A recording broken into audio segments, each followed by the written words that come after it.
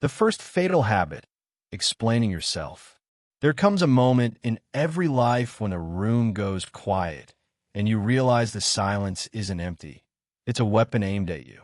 You feel the weight of eyes on your skin, the burn of their stares pressing into your chest. Your throat tightens. Your hands itch to move, to fill the air with something, anything. And before you know it, you've spoken. You've explained. You've defended. You've justified.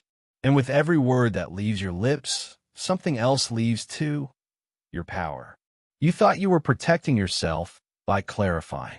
You thought you were cleaning your name, giving them the truth, showing them the bigger picture so they'd finally understand you. But they weren't listening for truth. They were waiting for cracks. And the moment you opened your mouth, you bled. That's the brutal truth Machiavelli understood. Power isn't about winning people over. It's about never letting them see where to strike. He warned, "He who explains himself surrenders the power of mystery and invites judgment he could have avoided." You don't see it yet, but every time you explain, you aren't defending yourself. You're feeding them. Because explanation is not clarity, it's confession. The emotional trap of explanation. Think about the last time you felt misunderstood. The ache that rose in your chest. The frantic urge to speak, to fix, to pour every detail of your heart into someone else's ears so they wouldn't judge you wrong. And in that desperate flood of words, what happened? Did they honor you more? Did they suddenly respect your strength? No. They tilted their head. They smirked. They crossed their arms and let your need rot your own presence. Because when you explain, you tell them two things. You care desperately what they think. You are afraid of being misjudged. And those are the only weapons they'll ever need. Explanation equals begging. When you say, "Please don't misunderstand me," what you're really saying is, "Please don't hurt me. Please don't abandon me. Please don't turn this silence into rejection." But the moment you beg not to be judged, you already are. Judgment isn't spoken, it's sensed. They don't need to accuse you. They don't need to question you. They just raise an eyebrow, let the silence stretch, and watch as you break yourself with words. You hand them the rope, and you tighten it with every clarification. Mystery versus exposure. Why do you lean forward when a silent, unreadable figure enters the room? Why does your chest tighten when someone refuses to explain themselves? It's because mystery is a mirror. You can't see inside them, so your mind fills the void, and your imagination always invents something larger, darker, more powerful than the truth. That's the essence of fear. That's the seed of respect. That's why power doesn't explain. But when you spill everything, when you give them the script, the backstory, the ending, they stop watching. There's nothing left to figure out, nothing left to respect, nothing left to fear. You killed your presence because you couldn't tolerate their silence. Why you explain, the wound beneath the habit. Let's cut deeper. Because this habit doesn't come from nowhere. You weren't born explaining yourself. You were trained. Somewhere along the line, your worth was made conditional. You learned that to be safe, you had to justify every move, every choice, every flaw. Maybe as a child, you learned to explain your mistakes quickly before punishment came. Maybe in love, you explained your emotions endlessly, hoping they'd stay, hoping they'd finally understand you. Maybe in work, you explained your ideas over and over until they sounded like apologies instead of convictions. And each time, it carved the same scar, the belief that silence equals danger, that if you don't explain, you'll be misunderstood. And if you're misunderstood, you'll be unloved, unwanted, unsafe. So you speak, you clarify, you defend, you explain. But every time you do, you betray yourself. Because in the eyes of power, explanation is not safety. It's weakness. The predators smile. Do you know why the strong stay silent? It isn't because they're cold. It's because they understand what you don't, that people aren't listening for your truth, they're listening for your weakness. They don't care why you did it. They don't care about the pain in your chest, or the history behind your decision. They care about leverage. And when you explain, you hand them the map.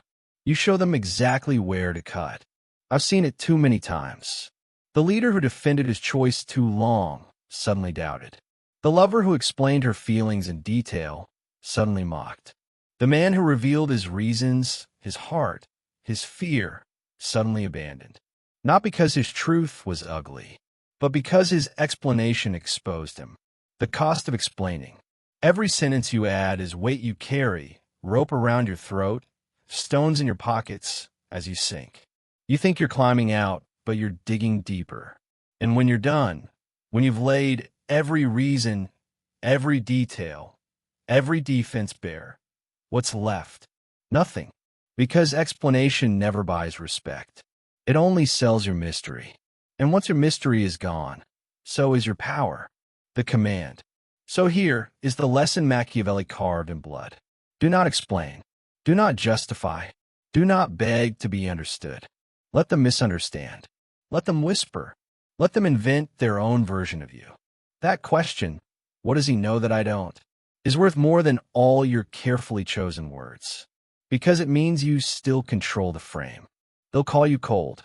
They'll call you arrogant. They'll accuse you of hiding something. Let them. Because while they're busy trying to define you, you're already 10 moves ahead. Remember this.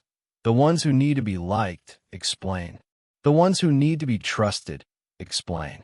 The ones who can't stand judgment, explain. But the ones who hold power, they never do. Stop speaking to protect yourself. Start protecting yourself by not speaking. Silence is not weakness. Silence is the throne. And once you sit on it, no one dares to move you. Nervous movement. When your body betrays you. There is something you don't want to admit, but you felt it every time you entered a room where eyes turned toward you. You told yourself your words would carry you, that your ideas would save you, that your intentions would be enough. But long before you spoke, long before a single sound passed your lips, you were already being judged. And not by what you said, by what you showed. Because power is not first heard. It is seen. Your fingers tap the table. Your eyes dart like hunted prey. Your legs shift under the chair as if ready to run. You laugh too quickly, nod too often, smile too wide. And in those small betrayals, you tell the truth you tried so hard to hide. You are not in control. The tyranny of the body. Machiavelli understood this long before modern science confirmed it. Men are more often judged by the eye than by the heart. Your voice may carry conviction, but if your body tells a different story, they will always believe the body. And the body does not lie. When you flinch, they see weakness. When you fidget, they see fear. When your shoulders fold inward, they see surrender. It doesn't matter if your words are perfect. The nervous tick speaks louder. The twitch in your jaw, the quick blink, the restless hands, they scream that you don't believe what you're saying. And once they sense that, your words are wasted. I know this because I lived it. I used to think my mind was enough. That if I spoke well, they would listen. But I remember the sting of watching eyes glaze over when I tried too hard. The sharp humiliation of realizing they weren't convinced. Not because my idea lacked strength, but because I looked like I lacked it. I laughed when I wasn't amused. I adjusted my jacket too many times. I folded my arms across my chest as if to shield myself. I was apologizing with my body, pleading for safety without realizing it. And they smelled it. People don't always know consciously, but they feel it. Instinctively. Like animals. They know when a person in front of them is trembling inside. And when they sense it, they don't follow. They don't respect. They don't fear. Because harmlessness is invisible. And no one fears what looks afraid of itself. Why we fidget? You think these movements are meaningless. Just habits. Just quirks. But they aren't. They are signals. They come from a primal place. The ancient terror of being watched. The desperate instinct to appear safe. You smile, not because you're at ease, but because you're terrified not to. You nod too often, not because you agree, but because you fear rejection. You shift and adjust, not because you're uncomfortable, but because you can't stand the weight of their silence. And every one of those movements whispers the same thing: I need your approval. Please don't hurt me. Please let me stay. But the moment you need them, you've already lost power. Stillness, the discipline of command. Stillness is not natural. It's forged. It's hammered into you by humiliation and rebuilt through discipline. The powerful know this. They train their bodies to hold, to pause, to refuse to betray what the heart may feel. They sit with silence until others break.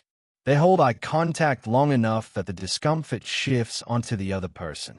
They breathe slow, deliberate breaths, even when fire rages inside. And in that stillness, they create gravity. The room bends around them. People lower their voices, measure their words, step carefully, as if standing before something heavy. Because presence is weight, and weight begins with stillness. The transformation. I remember the first time I practiced it. Sitting at a table where every nerve screamed at me to move, to adjust, to nod. Instead, I forced my hands still. I breathed once, slow. I looked directly into their eyes and let silence stretch.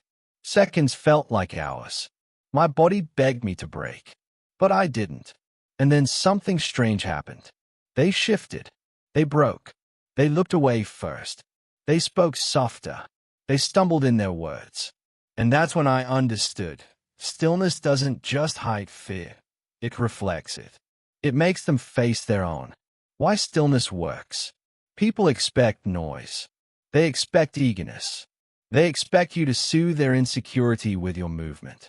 When you don't, when you give them nothing, suddenly the silence is theirs to carry. And silence is heavy. So they project. They imagine. They fill the void you refuse to fill. And their imagination always creates a presence larger than reality. That is the essence of authority. Not in the words, but in the weight of stillness. The cold lesson. Power without presence is a ghost. Presence without stillness is chaos. You think you're invisible when you fidget, but you're not. You're naked. They see it all. They see the tremor in your hands, the nervous chuckle, the restless eyes. They may not call it out, but they store it. They know where the cracks are. But when you stop moving, when you slow down, when your body says nothing, it becomes impossible to read you. Impossible to pin you down. And that impossibility is what makes them careful. Because what cannot be read cannot be controlled. The command. So hear this and carve it into your bones. Stop adjusting. Stop fidgeting. Stop smiling when you don't mean it. Stop nodding when you don't agree. Learn the art of stillness. Practice it like a weapon. Because in stillness, there is presence, and in presence, there is power. Remember this: desperation moves. Authority waits. The one who flinches first loses. The one who moves last controls the room. Be the one who moves last. The habit of seeking reassurance. The silent confession of weakness. You've said it before. The words slipped out of your mouth before you even realized. Was that okay? Did I do this right? What do you think? Good enough. And each time, you thought it was harmless. Just a question. Just a way to connect. Just a small flicker of humility. But here's the truth you don't want to face. Every time you ask for reassurance, you confess your weakness louder than any insult your enemies could invent. Machiavelli wrote that he who needs approval to act has already lost control of his outcome. And you prove him right every time you let your eyes flicker across the room, searching their faces, begging silently for a nod, a smile, a sign that you are acceptable. You think you're asking for kindness, but what you're really doing is handing them control. The death of authority. Every leader, every fighter, every man or woman who's ever commanded respect has known this. Authority is whole. It does not wait for validation. It does not pause for approval. It does not tremble at silence. But when you seek reassurance, you fracture yourself. You split your decisions into two halves. The part you gave yourself, and the part you're begging them to give you. And once you show the world that your conviction isn't whole, they no longer see you as the one in charge. They see you as a child asking for permission. And children are not feared. They are guided, controlled, dismissed. That's what you've done to yourself. Not because your choice was wrong, but because your need for their reassurance announced that you didn't trust it. I remember the ache. I've lived this shame. I remember standing in rooms where my chest tightened, my voice cracked, and the words stumbled, not because I lacked skill, not because my idea was weak, but because I was waiting for a nod, waiting for someone to stamp my voice with approval before I allowed myself to believe it mattered. And when the nod didn't come, I collapsed inside. It wasn't their silence that broke me. It was mine. The silence inside me, the absence of my own authority, the hollow space where my conviction should have been. Because when you need reassurance, your compass doesn't point north. It spins with every face, every sigh, every glance. And sooner or later, someone else starts steering. The hook hidden in reassurance. You tell yourself it makes you humble, that it makes you likable, that by seeking their opinion, you're making them feel important, included, trusted. But here's what actually happens. The moment they sense that you need their reassurance, they realize they have leverage. The moment they realize they have leverage, they stop admiring you and start using you. And the moment they start using you, your respect is gone forever. Because people don't admire what they control. They admire what they cannot bend. The predator's smile. You've seen it before. The smile that lingers a moment too long after you ask, "Was that okay?" The pause before they answer. The way they let you squirm in silence before offering crumbs of validation. That pause is power. It's their hand tightening around the rope you just placed there. And the worst part, they won't say it out loud. They won't tell you you've surrendered. But they feel it. They know it. They'll file it away for later. And from then on, no matter how skilled you are, no matter how right you may be, in their mind you've already confessed, "I don't fully believe in myself." And people never forget a confession. Why you crave it. Reassurance isn't about them. It's about you. About the wound beneath the habit. Somewhere, you learned that your own voice wasn't enough. That your worth wasn't whole until someone else sealed it with a stamp of approval. Maybe you were praised only when you obeyed. Maybe you were loved only when you pleased. Maybe you were punished for mistakes until safety meant double-checking every move. So now, even as an adult, even as someone capable, intelligent, sharp, you still wait. You still pause. You still scan their faces before letting yourself believe you did well. But that pause, that glance, that question, it kills you. Not just once, but every time. The invisible collapse. What you don't see is the collapse happening in their minds. When you seek reassurance, they stop hearing your words and start hearing your doubt. When you check their faces for approval, they stop seeing authority and start seeing fragility. When you confess with your eyes, "I'm not sure of myself," they stop listening, not because you're wrong, but because you already told them your power depends on them. And once they know that, they never treat you the same again. The discipline of refusal. You want to stop? Then start with silence. Don't ask if it was good enough. Don't check their eyes for approval. Don't pause your conviction on the leash of their reaction. Decide. Act. Own it. Even when you're unsure. Especially when you're unsure. Because confidence isn't certainty. It's refusal. Refusal to let the world vote on your worth. Refusal to let silence strip you of your spine. Refusal to let their hesitation become your collapse. You don't need them to agree. You don't need them to understand. You don't need them to approve. You only need to decide and let the world adjust to you, not the other way around. The command. So let me leave you with this. Stop begging with your eyes. Stop collapsing into their silence. Stop surrendering your authority in exchange for scraps of validation. The next time your chest tightens and your lips tremble with the urge to ask, Was that okay? Fight it back. Breathe once, slow. Sit in the silence. And let them wonder. Because the one who does not need reassurance is the one who becomes unforgettable. No one remembers the person who asked for permission to lead. They only remember the one who didn't. The habit of overagreeing, the slow death of identity. You nod. You smile. You say, "You're right," even when every bone in your body screams they're wrong. You tell yourself it's easier this way, that it keeps the peace, that it avoids conflict, that it keeps you safe. But each nod is a cut. Each smile is a surrender. Each false agreement is a funeral for a piece of your identity. And one day, you wake up invisible, forgotten, erased, because Machiavelli warned. To flatter often is to make yourself smaller than the man you wish to please, and the small are never feared. And if they don't fear losing you, they will never respect you. The mask of politeness. You think overagreeing is politeness. You think it's diplomacy. You think it's social skill. But it isn't. It's survival instinct. It's the desperate child inside you whispering, "If I nod, they won't hurt me.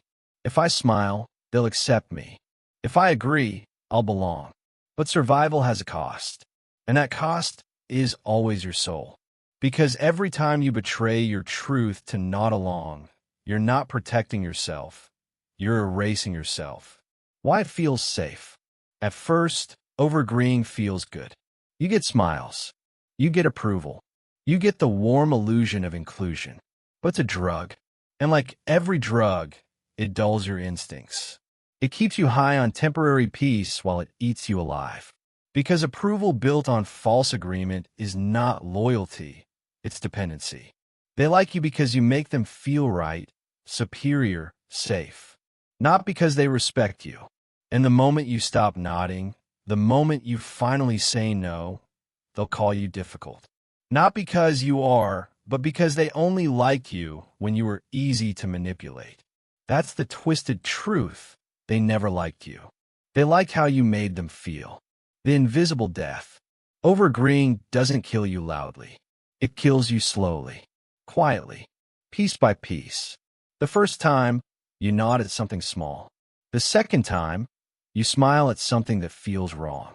The third time, you say, "You're right," when you know they're not. And by the 100th time, you don't even notice you're doing it anymore. You've disappeared beneath the weight of their approval. You're no longer a person.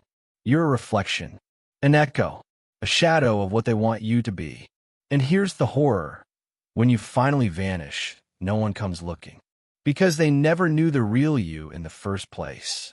They only knew the mask, the root of overagreeing. This habit doesn't come from nowhere. It's born in punishment.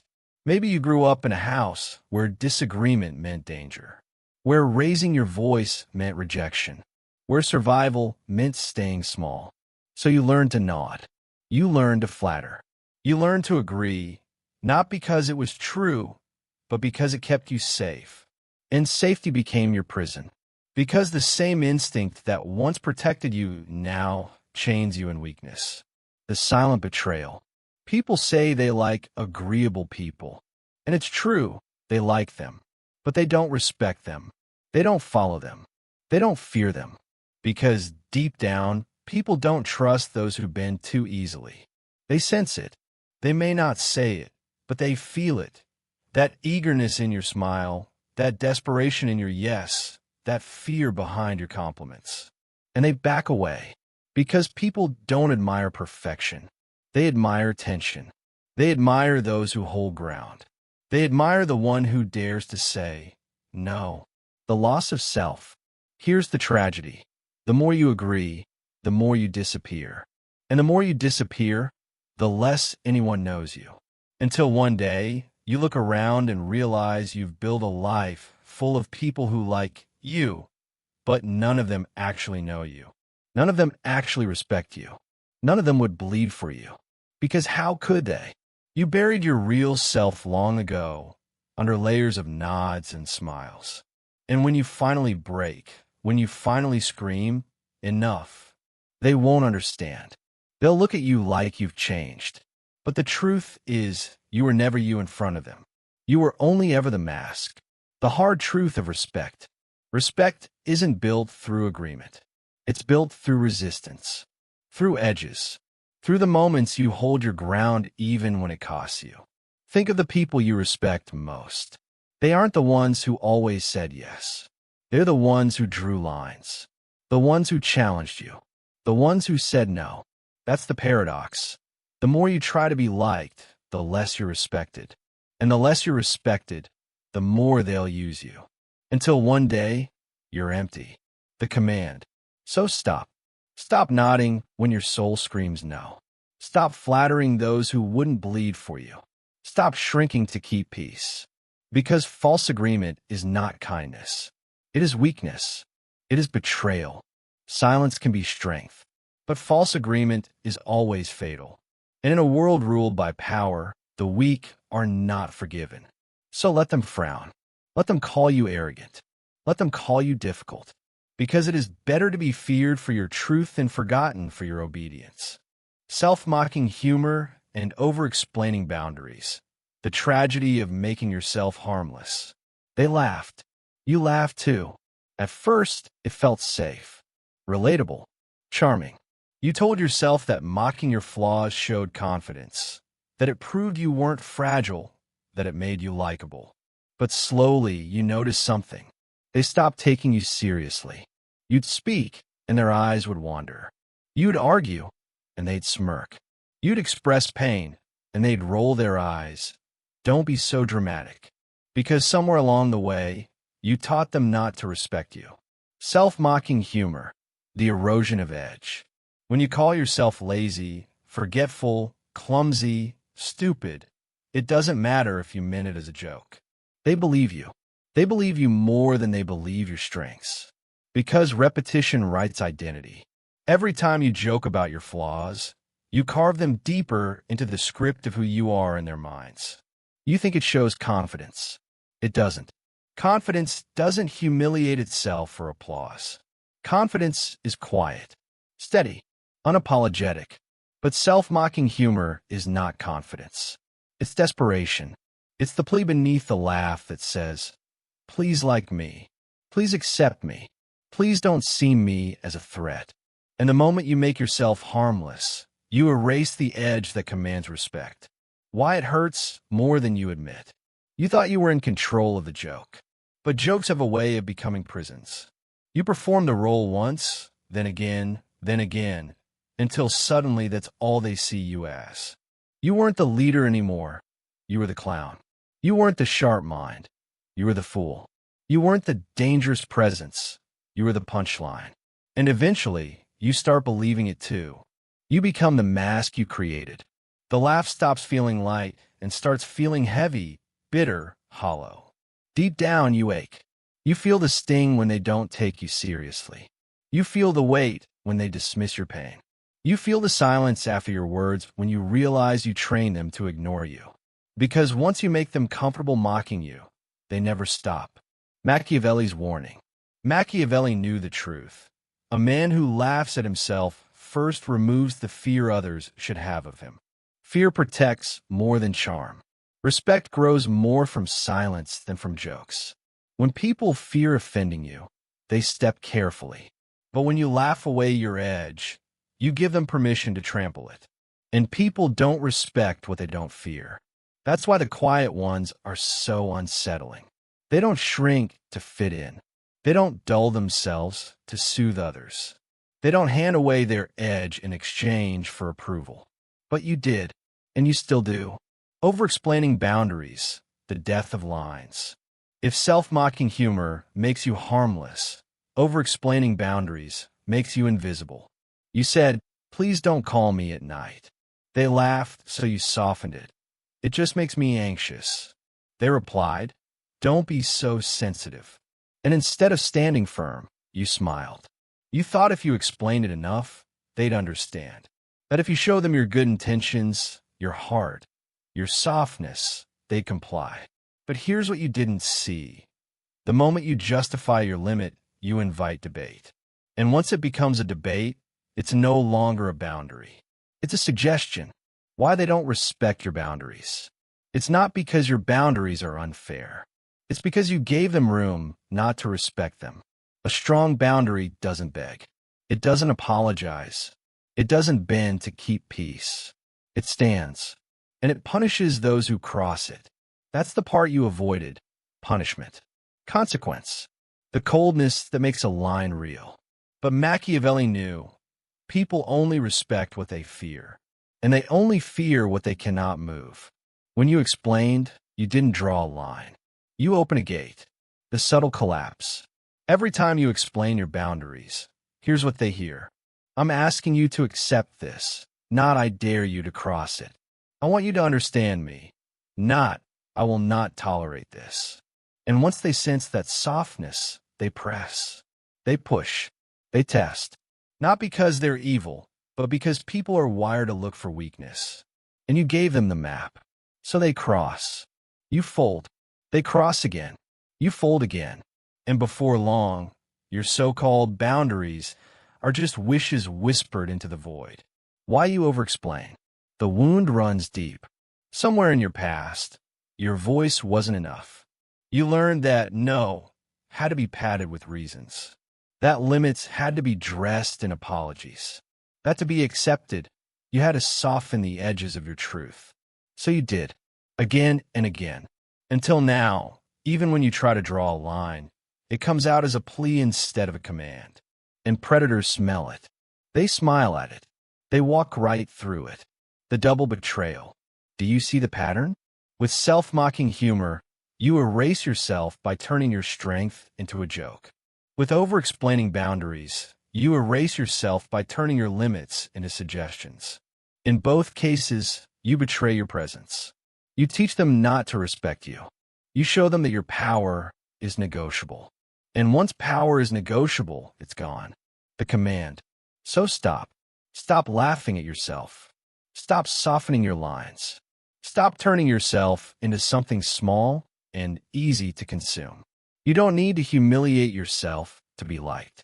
You don't need to justify your boundaries to be respected. Let them be uncomfortable. Let them call you arrogant. Let them call you cold. Because cold is respected. Cold is remembered. Cold is untouchable. And in a world where everyone is desperate to be liked, the one who dares not to be is the one they can never forget. Oversharing and the throne of silence, the final rule of power. You think connection is built on openness. That if you show your pain, your scars, your secrets, people will see your humanity and love you more. So you tell them. You confess. You pour your wounds into their hands, believing they'll cradle them gently. But they don't. They nod. They smile. They say the right words. But something shifts. In their eyes, you're no longer untouchable. You're vulnerable. And vulnerability, in the wrong hands, is not intimacy. It's ammunition. Machiavelli warned, never reveal what could be used against you. Because once they see your weakness, they cannot unsee it. And they will use it. Maybe not today. Maybe not tomorrow. But one day, the illusion of relief. You overshare because it feels good in the moment. It feels like relief. Like exhaling after holding your breath too long. You believe the weight is lifted. But it isn't. It's just transferred. From your shoulders to their pockets. They store it. They catalog it. They keep it like a blade sheathed for later. You told them about your depression. Now they question your stability. You told them about your childhood trauma. Now they use it to explain why you're overreacting. You told them about your financial struggles. Now they treat you like you're desperate. What you thought was healing was actually disarming yourself. You didn't bond, you bled. The predator's silence. Have you ever felt it? That silence after you confess too much? That strange stillness in the room where no one says anything for a moment too long?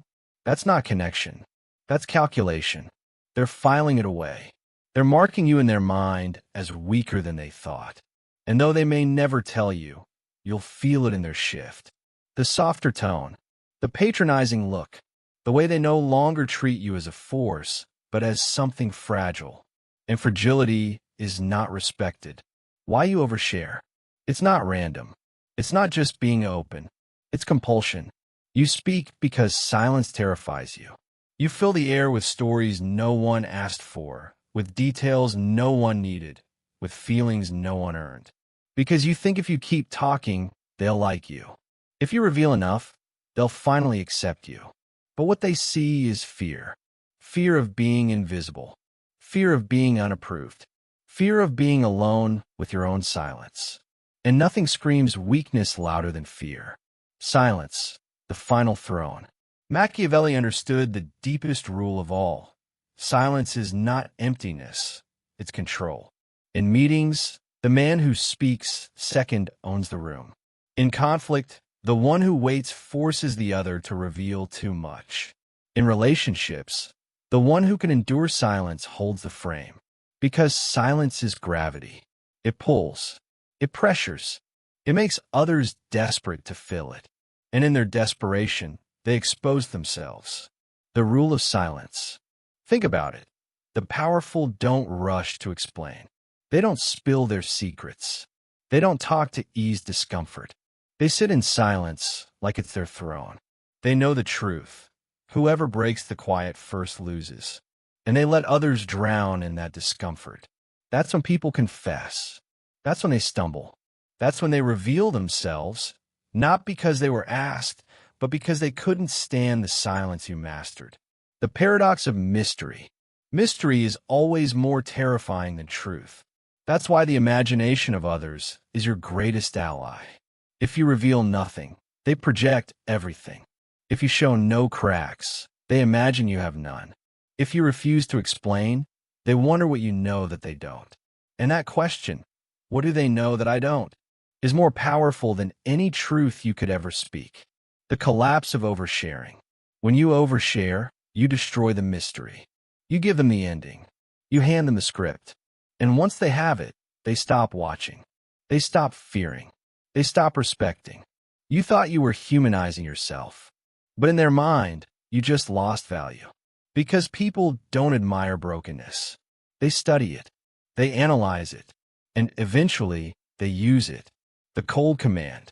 So stop. Stop spilling your pain to unworthy ears. Stop filling silence with confessions. Stop thinking honesty will protect you. Because honesty in the wrong hands is suicide. Instead, say less. Reveal less. Withhold more. Let them wonder. Let them assume. Let them invent their version of you. That is power.